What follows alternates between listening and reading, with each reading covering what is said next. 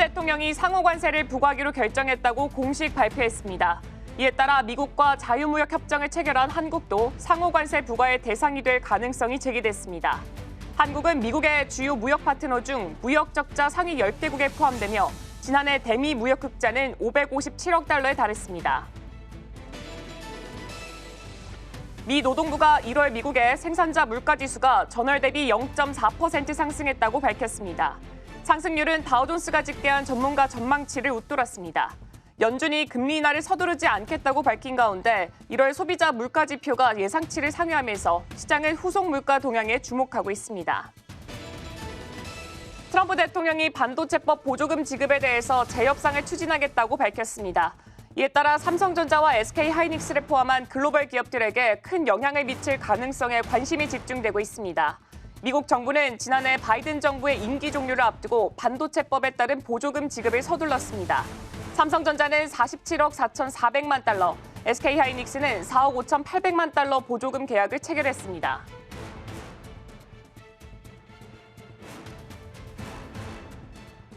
간밤 뉴욕에서 있었던 일 쉽고 빠르게 전해드리겠습니다. 안녕하세요. 글로벌 증시와이드 진행의 오은비입니다. 간밤 뉴욕 증시에서는 미국의 1월 PPI 지표가 발표가 됐습니다. 이 CPI에 이어서 PPI도 시장의 예상치를 웃도는 결과를 가지고 나왔는데요. 전월 대비로는 0.4%, 전년 동기 대비로는 3.5% 올라가면서 이 시장의 예상치 0.3%, 3.5%를 각각 웃도는 수치를 가지고 나왔습니다. 다만 연준이 중시하는 PC 물가 지표에 영향을 줄 수 있는 일부 품목에서 인플레이션 압력이 다소 완화된 것으로 나타났습니다. 뉴욕 증시 3대 지수는 일제히 상승하면서 종가 형성했습니다. PPI를 무난하게 소화하고 트럼프 대통령의 관세에 대한 노이즈도 어느 정도 잦아드는 분위기였습니다. 자, 그럼 마감 시황부터 살펴보겠습니다. 먼저 나스닥 지수입니다. 1% 넘게 오르면서 아주 강하게 치고 올라왔습니다. 19,946포인트에서 종가 형성했고요. S&P 500 지수도 1% 넘게 뛰면서 1% 넘는 강세 형성했습니다. 6,115포인트에서 종가 형성했는데요. 다우 지수는 0.77% 강보합 수준에서 44,711포인트에서 종가 형성했습니다. 자, 이어서 국채금리도 살펴보겠습니다. 전날 급등한 국채금리도 재빨리 안정세를 찾는 모습을 보여줬습니다. 글로벌 국내 벤치마크인 10년물 국채금리 역시 하방 압력을 좀 받았는데요. 2% 넘게 떨어졌고요. 4.5%에서 장을 마무리했습니다. 필라델피아 반도체 지수 1.29% 상승하면서 5,156포인트에서 장을 마무리했고요.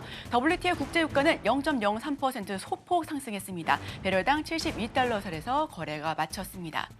자, 이제 히트맵 열어서 S&P 종목 내 흐름 한번 살펴보겠습니다. 화면 살펴보시죠. 전반적으로 모든 업종이 상승하면서 장을 마무리 지었습니다. 마이크로소프트 0.37% 강보합 수준이었고요. 메타도 0.44%. 메타는 강보합권으로 마무리됐습니다. 나스닥 100 지수 구성 종목 중 최장 연속 기간 상승 흐름입니다. 19거래일 연속 상승세고요. 엔비디아도 3%, 애플 역시 2% 가까운 상승 흐름을 보여줬고 일랄리도 0.13% 소폭만 떨어졌습니다. 자, 그럼 M7 주요 종목 내 흐름도 짚어보겠습니다. 네, 먼저 애플입니다. 2% 넘게 올랐습니다. 241달러 선에서 거래가 됐습니다. 마이크로소프트는 0.37% 강보합 수준에서 마감이 지었고요. 엔비디아가 오늘 3% 넘게 뛰었습니다. 엔비디아는 휴렉패커드 엔터프라이즈가 엔비디아 블랙엘 칩을 사용한 엔비디아 그레이스 블랙엘 시스템을 처음 출하한다라는 소식이 호재로 작용했습니다. 3% 넘게 상승하면서 종가 형성했습니다. 아마존닷컴은 0.63% 강보합 수준이었고요. 230달러에서 장을 마무리 지었습니다. 자, 메타가 계속해서 고공 행진하는 모습이죠. 19거래를 연속해서 강세 흐름을 연출하고 있고요. 0.44% 강보합 수준입니다. 728달러에서 거래를 마쳤고요. 알파벳은 1.38% 상승하면서 186달러, 그리고 테슬라는 5% 넘게 뛰면서 반등에 성공했습니다. 356달러에서 거래를 마쳤습니다. 네, 오늘 아침 빼놓을 수 없는 글로벌 이슈 쉽게 읽어드립니다. 아침에 있는 어젯밤 미증시 이야기, 오늘 어떤 이슈들이 있었는지 함께 살펴보겠습니다. 먼저 첫 번째 소식입니다. 미국의 1월 도매 물가가 소비자 물가에 이어 시장 예상치를 웃돌았습니다. 그러나 연방준비제도가 중시하는 PC 물가지수에 영향을 주는 일부 품목에서는 인플레이션 압력이 약화됐는데요. 미 노동통계국에 따르면 1월 PPI는 전월 대비 0.4%, 전년 대비 3.5% 상승해 예상치 0.3%, 3.4%를 상회했습니다. 에너지 가격 상승률이 작년 12월 2.2% 오른 데 이어 1월 들어서도 1.7% 오르며 여전히 재화 가격 상승에 크게 기여했습니다. 특히 디젤 가격이 10.4% 오른 게 재화 가격 상승의 주된 요인이 됐다고 미 노동부는 설명했습니다. 변동성이 큰 식품과 에너지를 제외한 근원 PPI도 각각 0.3%, 3.6% 넘게 올랐습니다. 도매 물가 상승은 계란, 식품, 에너지 가격 인상이 주요 원인입니다. 네, 반면 의료와 진료비, 항공료, 중개 서비스 등 PCI 물가지수에 영향을 주는 등록 품목들이 가격이 하락하면서 일부 물가 압력은 완화됐습니다. 한편 지난주 미국 실업수당 신청 건수는 7천 건 감소한 21만 3천 건으로 집계가 됐습니다. 네, 다음 소식입니다. 트럼프 대통령이 현지 시간 13일 각국의 관세와 비관세 장벽을 고려해 맞춤형 상호 관세를 부과하기로 결정했다고 발표했습니다. 트럼프 대통령은 백악관 기자회견을 통해 이같이 말했고요. 상호 관세는 공정한 경쟁 환경을 조성하는 것이 목표라며 이를 공식화했습니다. 상호 관세는 각국이 미국 상품에 적용하는 관세율만큼 미국도 상대국 상품에 관세를 부과하는 것을 의미합니다. 또한 트럼프 대통령은 상무부가 상대국의 관세, 비관세 장벽을 검토해 결정할 것이라며 부가가치세를 고려하겠다고 밝혔는데요. 그리고 자동차 인증 등 세금 외 무역 장벽에도 대응할 방침이라고 덧붙였습니다. 하워드 러트닉 상무부 장관 지명자는 국가별 협상을 거쳐 상호 관세를 적용할 것이라고 말했습니다. 이에 따라 한국도 비관세 장벽이 고려 대상에 포함되면서 관세 부과 가능성이 제기됩니다. 한편 트럼프 대통령의 부가가치세 언급은 이유를 겨냥한 것으로 보이며 관세 회피를 위한 우회 수출 금지 발언은 중국을 의식한 것으로 해석되고 있습니다. 다음 소식입니다. 중국 전자상거래 업체 알리바바가 애플과 중국 내 인공지능 협력을 공식화했습니다. CNBC에 따르면 알리바바 회장은 아랍에미레이트 두바이에서 열린 세계 정보 정상회의에서 애플이 중국의 여러 기업과 논의한 끝에 알리바바와 협력하기로 결정했다며 아이폰에 알리바바의 AI 모델을 탑재할 것이라고 밝혔습니다. 네, 애플은 당초 바이두를 주요 파트너로 고려했으나 바이두의 AI 모델 어니봇이 애플의 AI 시스템 애플 인텔리전스를 구동하기에 부족해 협력이 난항을 겪고 있는 것으로 알려졌습니다. 이 소식에 13일 홍콩 증시에서 알리바바 주가는 2022년 이후 최고치를 기록했습니다. 한편 애플은 중국 내 매출 부진을 겪고 있습니다. 이에 따라 애플과 AI 분야에서 부상하는 알리바바의 이해관계가 맞아떨어지면서 알리바바가 애플의 핵심 중국 파트너가 될 가능성이 높다라는 관측이 나오고 있습니다. 다만 차이 회장은 알리바바가 애플의 독점적인 AI 제공업체가 될지에 대해서는 구체적으로 언급하지 않았습니다. 다음 소식입니다. 일론 머스크가 AI 기업 xAI에서 개발한 챗봇 크록 출시가 임박했다라고 밝혔습니다. 그는 이 모델이 가장 강력한 성능을 갖췄다고 강조하고 있는데요. 머스크는 현지 시간 13일 세계 정보 정상회의에서 그록3는 스스로 학습하고 오류를 수정하는 혁신적인 모델이라며 1, 2주 내 공개될 예정이라고 말했습니다. 그록3는 합성 데이터를 활용해 논리적 일관성을 높이고 자가 피드백을 통해 개선되는 방식으로 설계됐습니다. 또한 머스크는 AI 산업 전반에 대한 견해를 밝히며 오픈 AI를 비판했습니다. 그는 오픈 AI는 원래 오픈소스 비영리 조직이었으나 이제는 폐쇄적이고 수익을 극대화하는 기업이 됐다고 주장했습니다. 그리고 미국 연방정부의 예산 절감과 기관 폐지 필요성을 강조하며 정부 운영이 관료주의에 의해 지배되고 있다고 비판했습니다. 한편 AI 기술 경쟁이 심화되는 가운데 미국과 UAE 간 협력 변화도 주목됩니다. UAE는 AI 산업에서 미국과 협력을 강화하는 대신 중국과의 관계를 조정하는 움직임을 보이고 있습니다. 마지막 소식입니다. 중국 검색 엔진 업체 선두주자인 바이두가 4월 1일부터 AI 챗봇 어니봇을 무료로 제공한다고 로이터 통신이 보도했습니다. 바이두는 위챗을 통해 데스크톱과 모바일에서 모든 사용자에게 무료 AI 서비스를 제공할 것이다라고 밝혔습니다. 그러나 AI 경쟁이 심화되면서 무료 전환을 결정할 것으로 보이는데요. 현재 바이두의 AI 경쟁력은 바이트댄스의 두바이오 챗봇이나 딥시크에 밀리고 있다고 평가받고 있습니다. 로이터는 딥시크의 성능이 오픈 AI와 유사하면서도 운영 비용이 낮아 바이두가 치열한 경쟁에 직면했다고 분석했습니다. 한편 이날 바이두 주가는 홍콩 증시에서 12% 이상 급등하며 지난해 10월 이후 최대 상승폭을 기록했습니다. 블룸버그는 어니봇이 무료화로 바이두가 AI 경쟁에서 추진력을 되찾을 것이라고 전망하고 있습니다. 네, 지금까지 아침에 읽는 미증시 전달드렸습니다.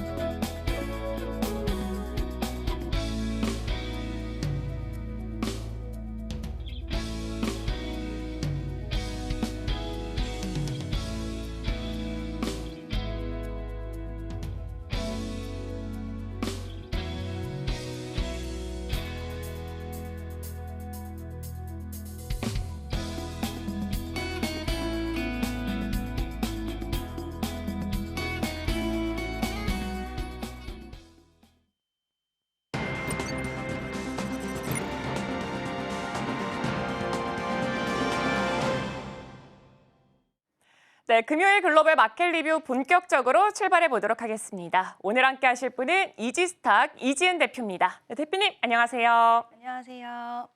네, 그럼 먼저 오늘 헤드라인부터 바로 열어보도록 하겠습니다. 네, 오늘의 헤드라인은 혼란한 이 장세에서 과연 우리는 어떻게 대처를 해야 될까요? 일단 간밤에 PPI 지표가 발표가 됐습니다. 어제 CPI에 이어서 어느 정도 좀 상회하는 모습을 보여줬습니다. 그럼에도 불구하고 간밤 뉴욕 증시 같은 경우에는 이 3대 지수가 모두 다 올라가면서 마무리 지었는데 간밤 뉴욕 증시부터 먼저 짚어보도록 하겠습니다. 네, 3대 지수 정말 놀라울 정도로 또 강한 모습을 보여줬습니다. 특히 나스닥의 상승세가 좀 눈에 띄는 하루였는데요. CPI에 이어서 PPI까지 발표가 되었고 모두 다 예상치를 상회했는데도 불구하고 시장에서는 빨간불을 켜내는 모습들이 나왔습니다.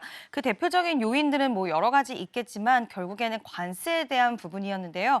상호 관세 행정명령에 서명을 하긴 했지만 기간이 조금 유예됐다라는 점, 이 부분이 시장에서는 굉장히 좀 반가운 소식이 아니었나 싶습니다.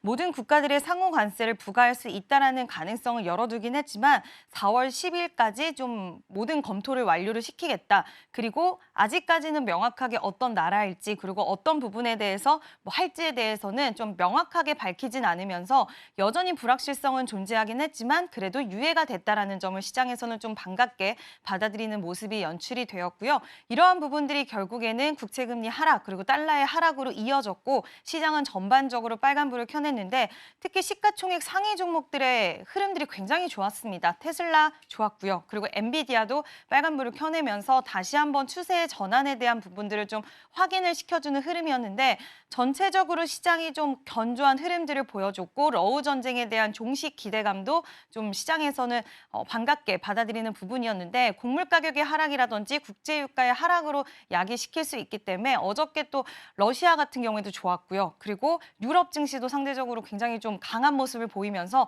글로벌 전체적으로 흐름이 괜찮았다라고 볼 수가 있을 것 같습니다. 네, 일단 시장에서 주목하고 있었던 것은 트럼프 대통령의 상호 관세, 과연 어떤 이야기가 나오는 것입니다.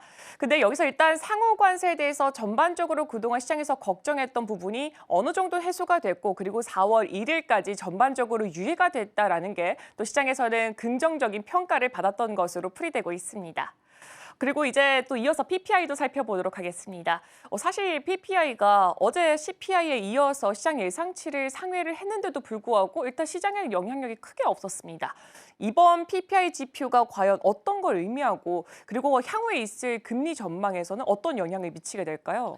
네, 일단은 CPI는 결국에는 뭐 계란 때문에 네. 문제가 되었다. 그리고 1월 달에는 좀 특수하게 그런 상황이 있다라고 또 시장에서는 해석을 했고 PPI 같은 경우에는 중요하게 보는 부분에 있어서 어쨌든 하락 시그널이 나왔다라는 것을 좀 시장에서는 반갑게 여겼는데 이 일정에 대해서 예상치를 상회했는데도 불구하고 우리가 항상 데이터를 봐야 된다라는 파월 의장의 발언들이 있었기 때문에 데이터에 대한 민감도가 굉장히 높아진 상황은 맞았습니다. 그럼에도 불구하고 이런 현상이 벌어졌던 것은 시장에서 이미 금리에 대해서 동결을 할 것이다.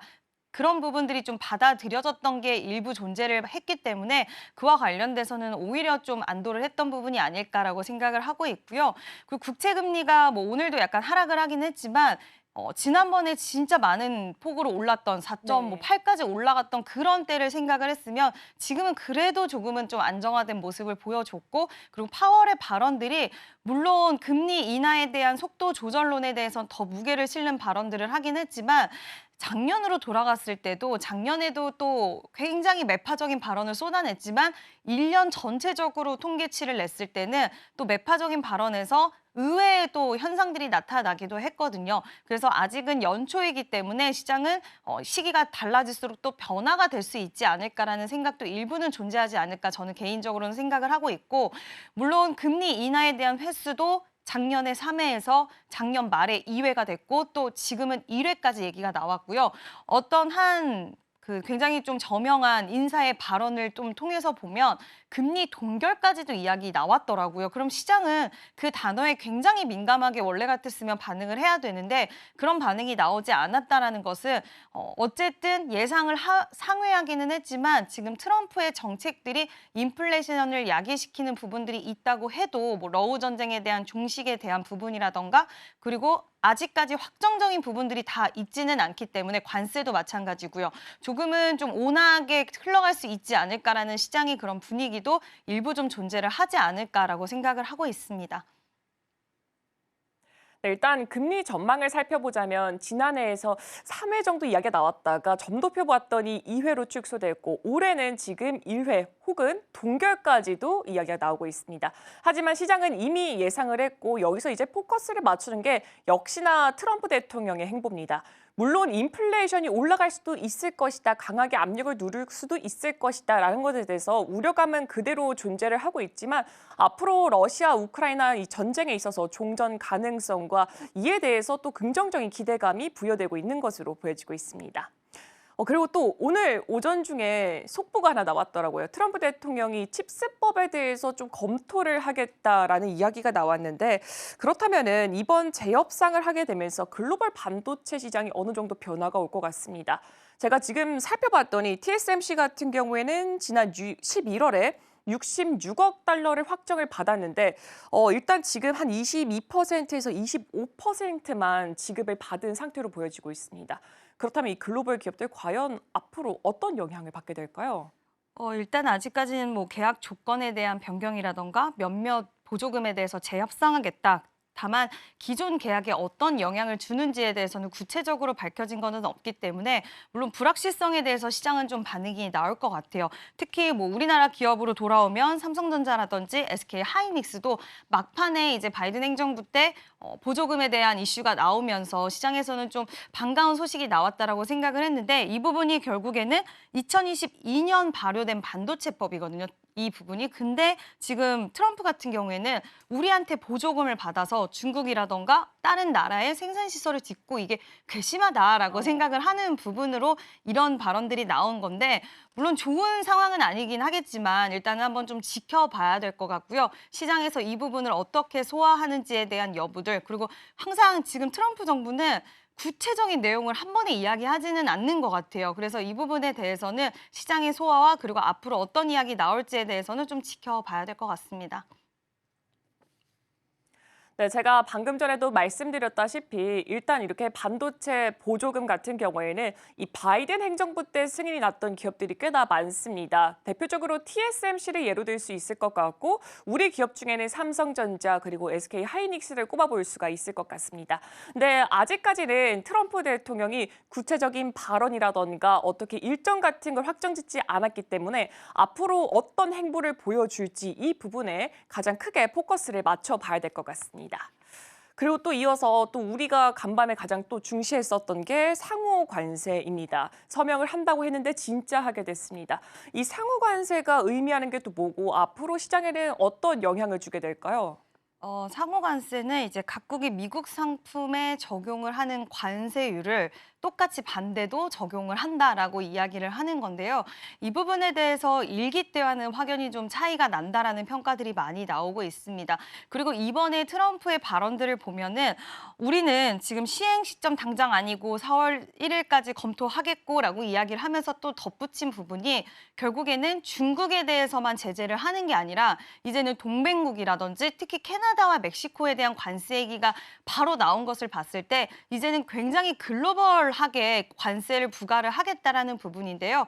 이 부분에 있어서는 트럼프 행정부 일기 때는 중국 쪽의 적자가 굉장히 독보적으로 컸다라고 한다면 지금은 그 폭이 좀 줄어들고 오히려 멕시코라든지 캐나다라든지 이런 나라들이 좀 치고 올라오면서 순위에 대한 부분들, 폭에 대한 부분들이 변하면서 이제 관세에 대해서도 중국만 겨냥하기보다는 좀 그 폭이 넓어졌고 우리나라도 거기에 대해서 조금은 긴장감이 넓어지는 그런 상황인데 여기서 유예기간, 그러니까 좀 시간을 늘린다는 이유는 각국 나라한테 이제 암시를 하는 것 같아요. 시간을 좀 줄 테니까 각국마다 그 카드를 좀 준비를 해라. 우리랑 어떻게 협상할지에 대한 준비에 대한 시간을 좀 주지 않았나. 그래서 매끄럽게 그거를 지나가기 위한 좀 시간에 대한 여유를 줬다라고 생각을 하고 있고 뭐 일각에서는 트럼프 대통령이 즉각적인 발효를 위해서 1930년 제정된 무역법에 대해서 좀 제시를 할 수 있다라는 이야기 나왔어요. 그렇게 되다 보면 최대 50%까지 관세를 내릴 수가, 그러니까 부과를 할 수가 있고 그게 대통령한테 그 권한이 부여가 되는 거기 때문에 이 얘기까지 나왔는데 오늘 유예를 했다라는 이야기 나온 거 봐서는 협상의 카드로 결국에는 관세를 사용한다라는 것을 다시 한번 기조 확인을 시켜줬다라고 생각을 하기 때문에 긴장할 수 있는 요인이 완벽하게 제거됐다라고는 할 수는 없겠지만 불확실성 여전히 존재하지만 그래도 또 한시름 덜었다라고 평가가 되지 않을까라고 보고 있습니다. 네, 일단 상호 관세, 우리가 너네한테 이만큼 적자를 본다면은 이렇게 너네가 우리한테 관세를 부과한다면 우리도 똑같이 부과하겠다. 한마디로 지금 트럼프 대통령이 협상 카드를 내놨다라고 볼 수가 있을 것 같은데 그동안 뭐 무역법을 거론을 하면서 강하게 부과하는 듯한 모습을 보여주긴 했지만 어쨌든 지금은 4월 1일까지 시간을 번 상태입니다. 과연 각 국에서 어떤 스탠스를 보일지가 가장 중요하게 시장에서 작용이 될 것 같습니다. 그리고 또 여기에 이어서 뭐 이전에 이 베센트 장관이 언급한 바에 따르면은 트럼프 대통령 같은 경우에는 이 목적이 기준금리가 아니라 국채금리 쪽으로 좀 집중이 되어 있다라고 합니다. 그렇다면은 트럼프 대통령이 10년물 국채금리에 집중을 하고 있는 만큼 앞으로 국채금리에 있어서 전망을 어떻게 보시나요?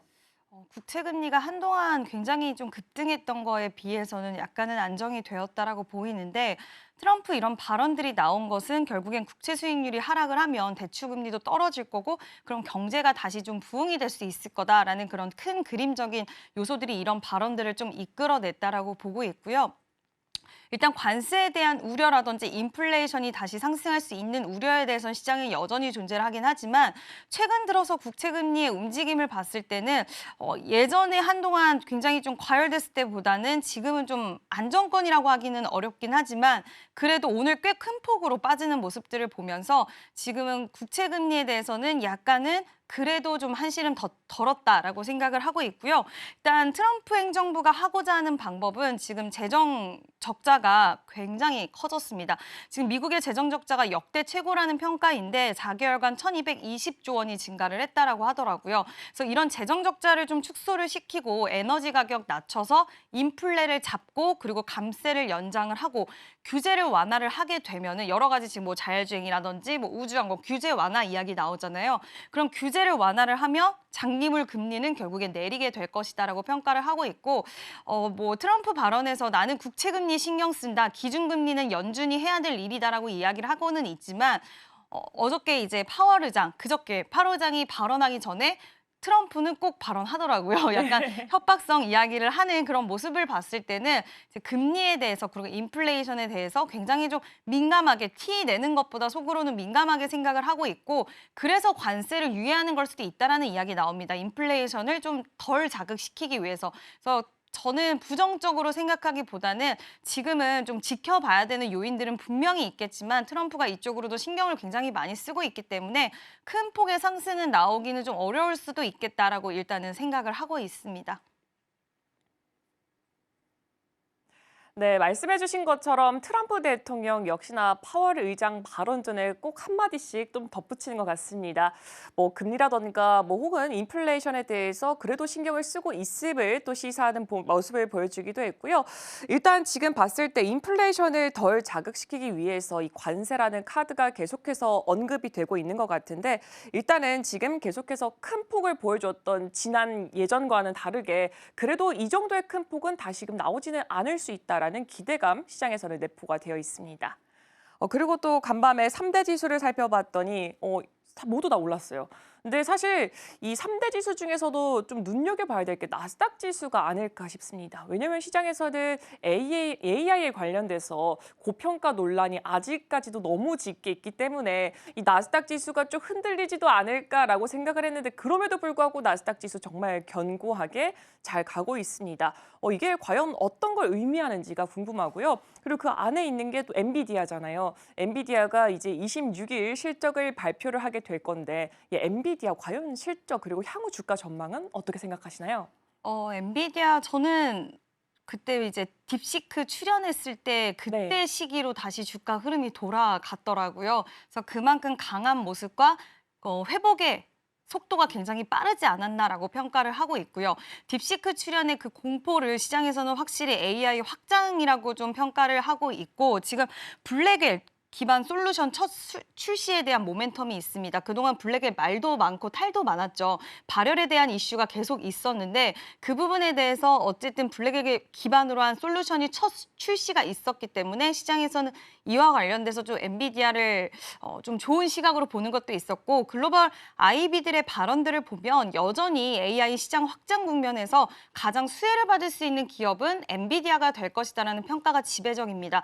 저도 마찬가지로 엔비디아가 지금 예전에는 GPU 쪽으로만 계속 집중해서 발언을 했다라고 한다면 이제는 ASIC 반도체 시장에 대한 출사표 그리고 자율주행이라든지 로봇 쪽에 그 지난번에 코스모스 플랫폼에 대한 또 이야기가 있었잖아요.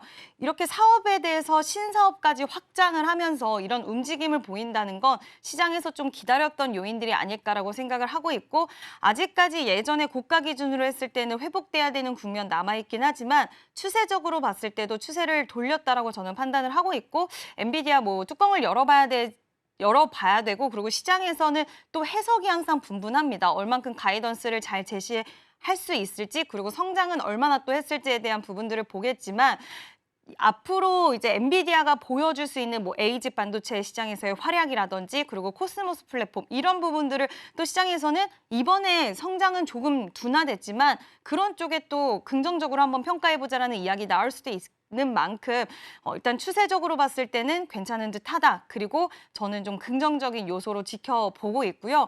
또 메타 같은 경우에 지금 굉장히 19거래일 정도 올라왔잖아요. 그 부분도 나스닥의 상승을 좀 이끌지 않았나라고 생각을 하는데 참 영리하게 사업을 했던 것 같습니다. 뭐 광고 쪽이라든지 빠르게 피드백이 올 수 있는 쪽에 AI 접목 시스템을 했고 그게 바로 반응이 왔기 때문에 지금 캐펙스 투자 빅테크 기업들 계속하고 있을 때 다른 기업들은 뭐 마이크로소프트, 구글은 이게 수익성으로 돌아오질 못하는데 메타는 그거를 숫자로 바로바로 보여줄 수 있는 사업 쪽에 베팅을 했고 그 결과가 좋았기 때문에 시장에서는 굉장히 좀 긍정적으로 평가를 하고 있고요. 뭐 우리나라 기업인 퓨리오사 인수를 또 할 수 있다라는 이야기가 나오면서 최근에 한국에서도 굉장히 좀 주목하는 기업이기도 하지만 긍정적인 요소들이 많았고 그게 19거래일을 상승으로 이끌었지 않나라고 보고 있습니다. 네, 일단 엔비디아 같은 경우는 추세를 어느 정도 돌린 것이다라고 말씀을 주셨습니다. ASIC 반도체 시장에 출사표를 던지기도 했고 여기에 덧붙여서 로봇에 대한 모멘텀까지 현재 존재하고 있습니다. 이렇게 되면서 시장에서는 이 신사업 확장을 더욱더 강하게 보이고 있기 때문에 기대감은 그대로 강하게 자리하고 있는 것 같고요. 이번 26일에 실적을 발표할 때 과연 얼만큼의 매출이 찍혔는지 이 부분도 중요했겠지만 앞으로 가이던스와 사업 영역에 대해서 어떤 말을 하는지가 가장 중요할 것으로 보여지고 있습니다.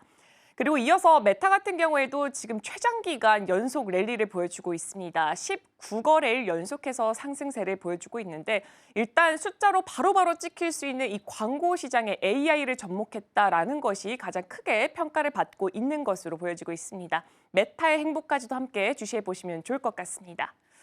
그리고 뭐 테슬라, 뭐 엔비디아, 메타 지금 항상 거론되고 있는 거잖아요. 그래서 테슬라 이야기도 한번 해보면 좋을 것 같습니다. 일단 약세를 딛고 오늘장 안에서 상승을 했습니다. 근데 여기 상승 배경을 봤더니 뭐 정부에서 4억 달러 전기 장갑차를 구매한다라는 루머도 붙긴 했었는데 사실상 월가 쪽에서 낙관적인 전망이 계속해서 나오고 있습니다. 그리고 AI 모델이죠. 그록 3를 출시한다라고 예고를 하기도 했습니다. 이런 소식들이 앞으로 주가 상승 모멘텀 계속해서 끌고 갈 수 있을까요? 테슬라 같은 경우에는 장기 이평선에 이탈이 되느냐 안 되느냐 기술적으로 봤을 때 굉장히 중요한 국면이었는데 장기 이평선의 지지를 받으면서 그러니까 장기적으로 더 빼지는 않겠다라는 그런 시장의 분위기가 형성이 됐고 반발 매수세가 강하게 좀 매수가 된 것 같습니다. 근데 그 요인은 결국에는 글로벌 IB 쪽에서 굉장히 긍정적인 평가가 있다라는 건데 얼마 전까지만 하더라도 테슬라 관련돼서 일론 머스크의 리스크가 있다라고는 평가도 나왔는데 바로 그 좀 판도가 바뀌는 듯한 분위기가 또 나왔거든요. 어디에서는 또 $800 정도를 제시를 하기도 했더라고요. 그럼 지금 가격대랑 비교를 했을 때는 굉장히 큰 폭의 상승이 앞으로 가능하다라는 것인데 이 바탕에는 결국에는 자율주행에 대한 규제 완화라든지 그리고 오히려 머스크가 정치적인 영향력을 굉장히 크게 가지고 있기 때문에 또 그거를 좋게 해석하는 그 발언이 오늘 또 나왔던 만큼 시장에서는 지금 테슬라를 두고 좀 의견이 살짝 분분한 상황인 것 같아요. 그 얘기는 예전에 우리가 엔비디아가 엄청난 시세를 뿜었을 때, 테슬라가 엄청난 시세 뿜었을 때는 이견이 없을 정도로 약간 한 입을 모아서 좋은 긍정적인 그런 관점들로 그 기업을 바라봤다라고 한다면 지금은 살짝 그때그때마다 엇갈리는 분위기가 좀 형성이 된다. 그 얘기는 테슬라 자체가 나쁘다라는 것은 아니지만 약간의 주가는 시원하게 계속해서 우상향하기보다는 변동성을 좀 유발시킬 수 있는 그런 구간은 맞을 수도 있겠다라고 저는 보고 있는데 뭐 지금 매수냐 아니냐라고 봤을 때는 저는 긍정의 시각을 드리고 싶지만 글로벌 IB 쪽에서의 긍정적인 평가가 나온다라고 해서 예전처럼 시원하게 과연 뻗어나갈 수 있을까의 여부는 좀 지켜봐야 될 것 같고요. 다만 AI 그록을 1, 2주 내에 출시하겠다라는 부분이 과연 이게 가장 중요한 좀 키포인트는 될 것 같아요. 이 1, 2주 안에 출시가 되고 이게 진짜 어떤 부분들, 파장력을 가지고 올지에 대해서 최근에 또 딥시크가 시장에서 굉장한 파장을 몰고 온 만큼 만약에 그록이 시장에서 어떤 평가를 받을지의 여부에 따라서 시원하게 상승으로 갈지 아니면은 약간은 지지부진하면서 변동성을 보이면서 우상향을 할지에 대한 여부가 이게 저는 키워드가 될 수 있을 거라고 보고 있고요. 뭐 테슬라를 보유하신 분들은 어쨌든 장기적인 관점에서 저는 보유를 하셨을 거라고 보고 있고 아니면 단기적으로 지금 장기 이평선에 대한 지지 여부를 좀 보기 위해서 들어가신 분들은 충분히 지금 추세는 좀 바뀌지 않았나라고 보고 있어서 저는 오히려 테슬라는 좀 장기 관점으로 보유를 하는 게 더 나은 기업이 아닐까라고 생각을 하고 있습니다. 네, 역시나 글로벌 IB 쪽에서 긍정적인 평가를 내린 게 가장 큰 요인으로 꼽혀지고 있습니다. 이 자율주행에 있어서 완화 기대감 더불어서 이 그동안 있었던 일론 머스크의 정치적 행보를 긍정적으로 오히려 바라볼 수도 있다라는 게 그 요인으로 꼽아볼 수가 있을 것 같고요. 긍정적으로 앞으로 주가 상승을 바라볼 수는 있지만 예전만큼의 그 대폭 상승폭을 보여줄 것인가? 여기에 대해서는 어느 정도 아직까지는 불확실성이 있습니다. 그리고 지금 AI 그룹 같은 경우에 1에서 2주 내로 출시가 된다고 하는데 일단 일론 머스크 입을 보자면은 이 시장에 나온 모델 중에 가장 최고의 성능이다라고 하는데 과연 정말 최고의 성능을 보여줄 수 있을지 이 부분도 함께 체크해 보시면 좋을 것 같습니다. 네, 그럼 대표님 마지막으로 이 다음 주 미증시 체크 포인트와 전략 한마디만 해주시죠. 일단 아직까지 확인할 요소들, 그러니까 확인할 지표들이 좀 남아 있기는 합니다. 그 지표를 좀 체크를 해봐야 될 것 같은데 지금 뭐 내일장의 체크 포인트라고도 볼 수 있고 이게 결국에는 뭐 우리나라 증시와 그리고 다음 주 전반적인 또 분위기를 좀 이어갈 수 있는 부분이라서 지금 미국의 1월 소매 판매와 수출입 물가 지수가 발표가 되고요. 그리고 댈러스 연은 총재 또 연설이 있습니다. 그도 시장의 영향력을 어느 정도 행사를 하는 인물이기 때문에 어떤 이야기 나올지 좀 지켜봐야 될 것 같고요. EU 쪽에서 4분기 GDP가 또 발표가 되기 때문에 이 부분도 좀 체크해 볼 만한 포인트가 되지 않을까라고 보고 있고 아직까지 실적 발표 연이어서 나오고 있습니다. 물론 우리나라에게 영향을 많이 주는 부분과 또 전 세계에서 가장 보는 거는 빅테크 기업들의 실적 발표이긴 하지만 에어비앤비 실적도 또 오늘 나왔는데 잘 나오면서 시간에서 강세를 보인 점 이런 것처럼 뭐 소매 쪽이라든지 우리가 또 얼만큼 사람들이 지출을 하느냐 이런 것들을 평가할 수 있는 그런 기업들의 실적 발표도 여전히 남아있기 때문에 이런 실적 발표라던가 그리고 지표 발표에 따른 시장이 예전보다는 충격이 완화됐다라고는 하지만 또 불확실성이 여전히 존재를 하기 때문에 이런 부분들 좀 체크를 해보셔야 될 것 같습니다. 네, 다양한 지표와 실적 아직까지 남아 있으니까 이 부분 함께 체크해 보시면 좋을 것 같습니다. 네, 지금까지 이지스tat 이지은 대표와 함께했습니다. 대표님 오늘 말씀 고맙습니다.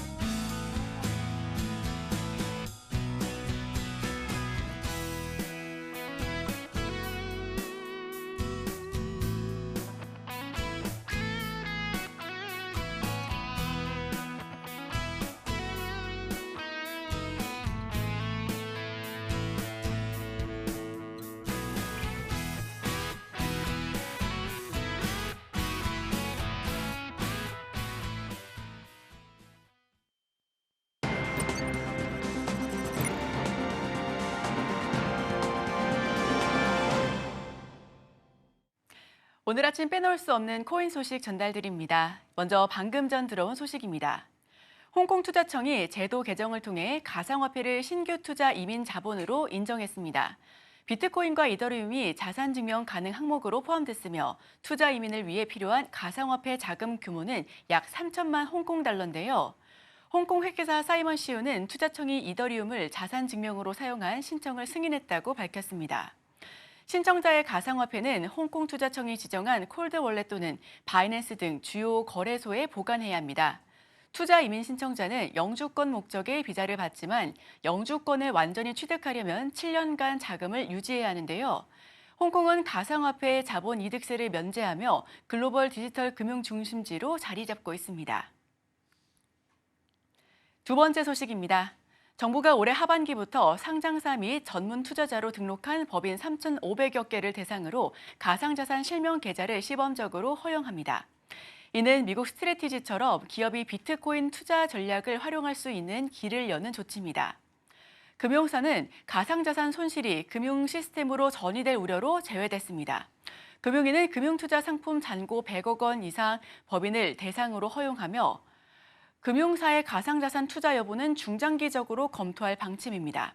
국제은행 감독기구는 가상자산의 1250%의 위험 가중치를 부여해 은행의 직접 투자를 사실상 제한하고 있으며 이에 따라 국내 가상자산 현물 ETF 도입도 연기될 전망입니다.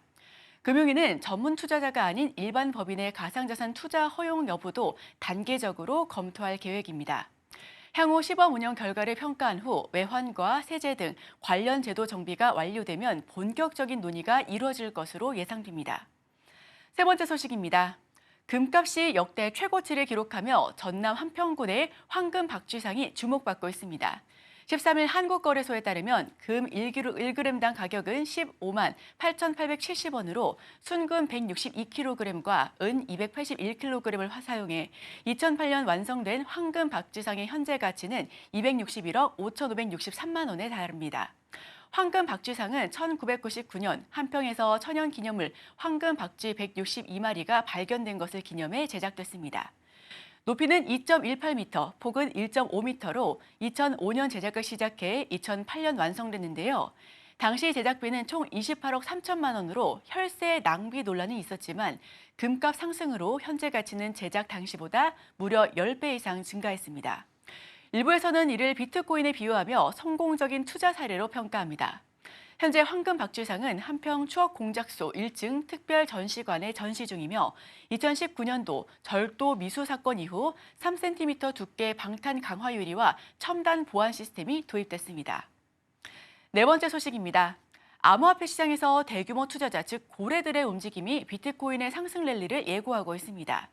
크립토 콘트에 따르면 2월 고래들의 거래소 유입량이 5년 만에 최고치를 기록했으며 이는 과거 데이터에서 비트코인 가격 급등의 신호로 해석되고 있습니다.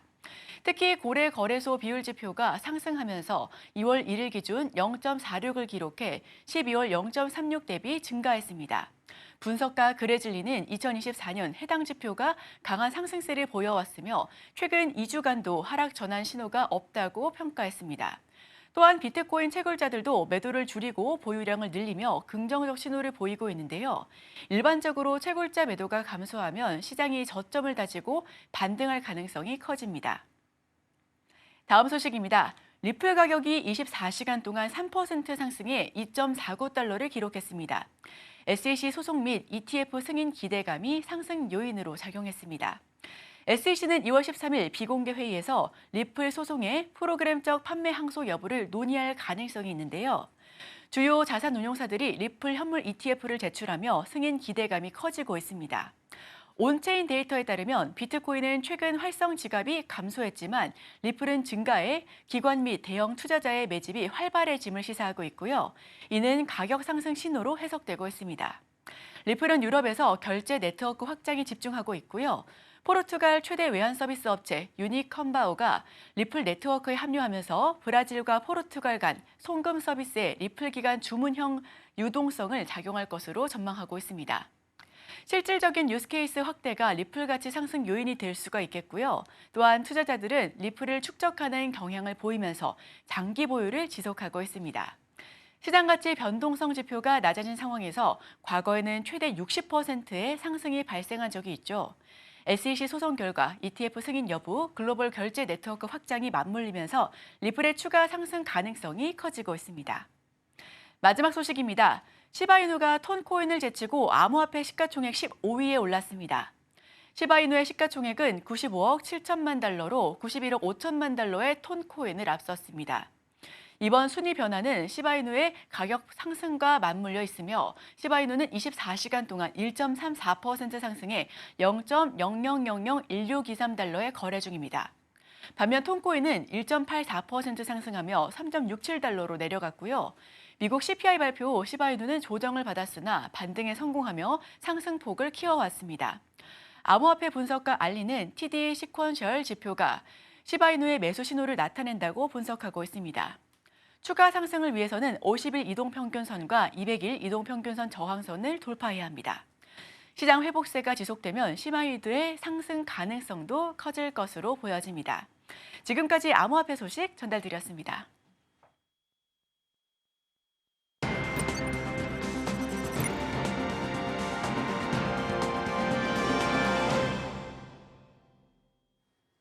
네, 투자하실 때 참고해보면 좋을 리포트 준비했습니다. 오늘 제가 준비한 리포트는 맥도날드입니다. 네, 일단 전반적인 내용부터 한번 살펴보도록 하겠습니다.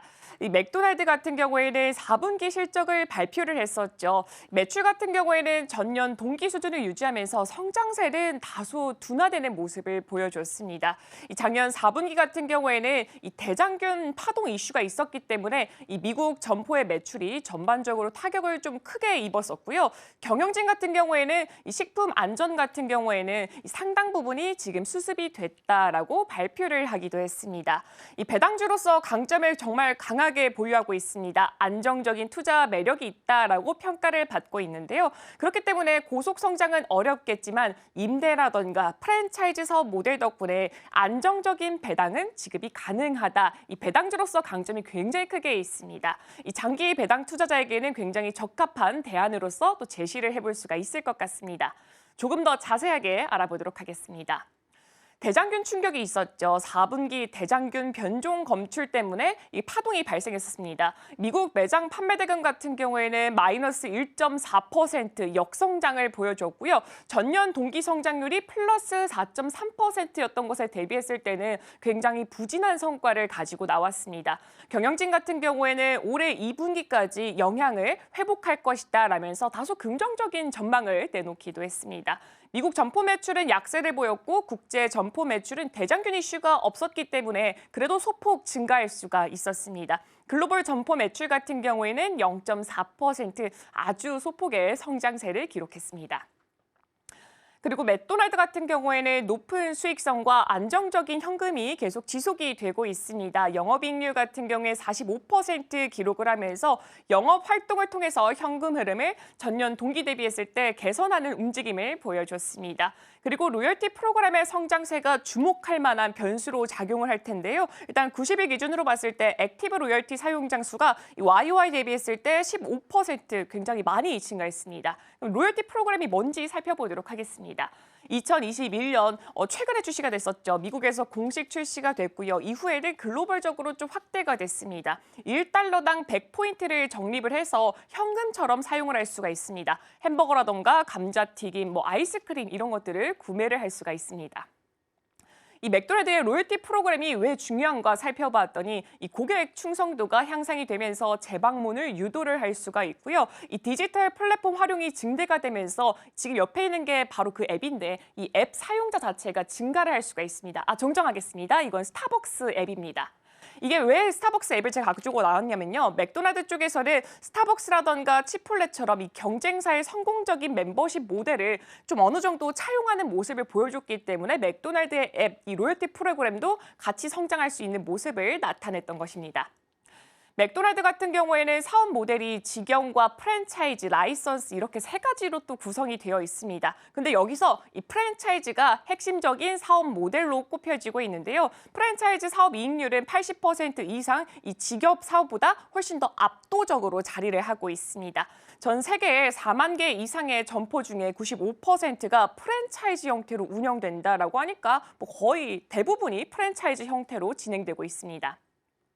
근데 맥도날드 프랜차이즈 사업을 살펴봤더니 굉장히 독특한 구조를 가지고 있는데요. 이 부동산 임대업과 프랜차이즈를 합쳐서 이런 특별한 구조를 또 만들어냈습니다. 그렇다면 어떤 게 장점인가 살펴봤더니 이 매출 일정 비율과 임대료를 맥도날드에게 지급을 해야 됩니다. 여기서 좀 부동산 임대업 같은 느낌이 나고 있죠. 그리고 신규 프랜차이즈 점포 같은 경우에는 초기 가맹 비용을 또 별도로 맥도날드에게 지불을 해야 됩니다. 그렇기 때문에 높은 수익성과 안정적인 현금 흐름을 맥도날드는 계속 유지를 할 수가 있게 되는 겁니다. 그렇다면 높은 수익성과 안정적인 현금 흐름을 계속해서 유지하게 된다면 어떤 영향을 가지고 나올 수가 있을까요? 신규 점포를 발굴하거나 마케팅에 더 집중할 수 있는 구조로 바뀔 수가 있다는 점입니다. 일단 프랜차이즈 점포에서 고정적인 수익을 확보하게 되기 때문에 이 부분에 있어서는 운영 부담이 전반적으로 좀 사라지게 될 것이고요. 그리고 점포 운영 비용이 이 맥도날드가 아니라 가맹 점주에게 부담이 되게 됩니다. 그렇다면 맥도날드는 이 확장이라던가 마케팅 쪽으로 오히려 더 집중을 할 수가 있게 되는 겁니다. 그리고 좋은 입지 선점 전략, 맥도날드는 항상 좋은 입지를 가장 먼저 가져간다라는 말이 있는데 이런 전략을 통해서 신규 점포 개설이라던가 브랜드 영향력 강화에 조금 더 유리하게 작용이 될 수가 있다는 겁니다. 그리고 맥도날드의 투자 매력도 살펴보겠습니다. 안정적인 현금 흐름 더불어서 지속적인 배당 성장으로 주주가치 환원 정책이 굉장히 탄탄하게 받쳐져 있다라는 부분입니다. 큰 성장 자체는 좀 기대를 하기 어렵겠지만 이 검증된 사업 모델이 있기 때문에 이 배당 성장에 좀 뒷받침을 해줄 수가 있는 거고요. 일단 코로나 위기에서도 배당은 6% 정도 성장을 했습니다. 그리고 2009년부터 2024년 배당금 같은 경우에는 연평균 성장률이 8%를 기록했던 만큼 배당 쪽에 관심이 있으신 분들은 맥도날드도 한번 주목해 보시면 좋을 것 같습니다. 네, 이렇게 오늘 제가 준비한 리포트는 여기까지입니다.